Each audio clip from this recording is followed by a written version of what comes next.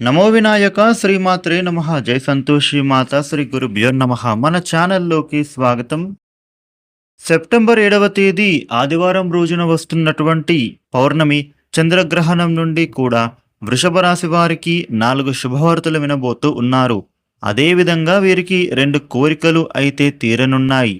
ఈ పౌర్ణమి తర్వాత వృషభ రాశి వారికి చంద్రగ్రహణ ప్రభావం చేత వీళ్లకు అసలు ఏ విధంగా ఉండబోతూ ఉంది, వీరు వినబోయే 4 శుభవార్తలు ఏమిటి, ఎంతో కాలంగా వారికి ఉన్న 2 కోరికలు ఎలా తీరుతాయి అనే పూర్తి విషయాలను చూద్దాము.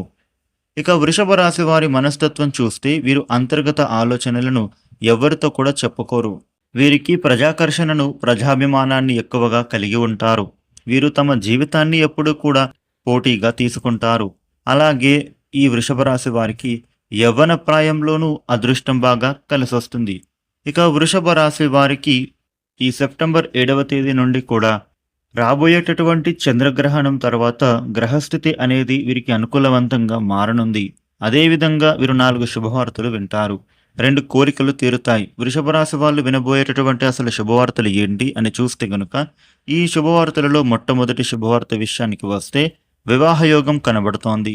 ఎంతో కాలంగా వివాహం కోసం ప్రయత్నం చేస్తున్న వృషభ రాశి వ్యక్తులకు ఈ సమయంలో మీ ప్రయత్నాలు అనేవి ఫలించనున్నాయి. ఒక మంచి చక్కటి సంబంధం కుదిరి వివాహం జరిగే అవకాశం కనిపిస్తూ ఉంది. అదేవిధంగా ఈ వృషభ రాశి వాళ్లకు ఎంతో కాలంగా ఉద్యోగ ప్రయత్నాలు చేస్తూ ఆ ప్రయత్నాలు ఫలించక నిరాశలో ఉంటే గనుక ఈ సమయంలో మీకు ఉద్యోగ ప్రయత్నాలు అద్భుతంగా ఫలించే సూచన కనబడుతూ ఉంది. ఎన్నో రోజులుగా మీకు ఉన్న కోరిక అనేది ఇప్పుడు తీరబోతూ ఉంది. ఒక మంచి ఉద్యోగం మీకు లభించే అవకాశం కనిపిస్తూ ఉంది. ఇక మరో శుభవార్త ఏంటంటే, ఎవరైతే ఉద్యోగంలో ప్రమోషన్ కోసం ప్రయత్నం చేస్తూ ఉన్నవారు ఉంటారో వారికి అతి త్వరలో ఉద్యోగంలో ప్రమోషన్ రాబోతూ ఉంది. ఇన్ని రోజులుగా మీరు పడుతున్నటువంటి శ్రమ మీ పై అధికారులు మిమ్మల్ని గుర్తించి మీకు ఆఫీసులో ప్రతి ఒక్కరూ కూడా రెస్పెక్ట్ అనేది ఇస్తూ పై అధికారులు కూడా మీ శ్రమను గుర్తించి ప్రమోషన్ దిశగా వారు ప్రయత్నాలైతే మొదలు పెడతారు. ఈ విధంగా ఎన్నో రోజులుగా మీకు ఉన్న కోరిక తీరే అవకాశం ఉంటుంది. ఇక మరో శుభవార్త ఏంటంటే, మీ జీవితంలో 2-3 ఆదాయ మార్గాల ద్వారా డబ్బులను సంపాదించడం కోసం ఎంతో కాలంగా మీరు చేస్తున్న ప్రయత్నాలు ఇప్పుడు ఫలించబోతూ ఉన్నాయి. డబ్బును సంపాదించగలుగుతారు. మరొక ఆదాయ మార్గం గురించి కానీ, మరొక 2-3 ఆదాయ మార్గాల గురించి కానీ మీరు అన్వేషిస్తూ ఉన్నారు. చాలా కాలంగా దీనికి సంబంధించిన ప్రయత్నాలైతే చేస్తూ ఉంటారు. ఆ ప్రయత్నాలైతే ఇప్పుడు మీకు ఈ సమయంలో ఫలించబోతూ ఉన్నాయి. ఇప్పుడు మీకు ఈ గ్రహణం తర్వాత అంతా అనుకూలత బాగా ఏర్పడబోతూ ఉంది. ముఖ్యంగా ఈ వృషభ రాశి వ్యక్తులకు 2 కోరికలు తీరుతాయని చెప్పాం కదా. ఈ చంద్రగ్రహణం తర్వాత వీరి జీవితంలో ఈ 2 కోరికలు అనేవి జాతకం ప్రకారం తీరబోతూ ఉన్నాయి.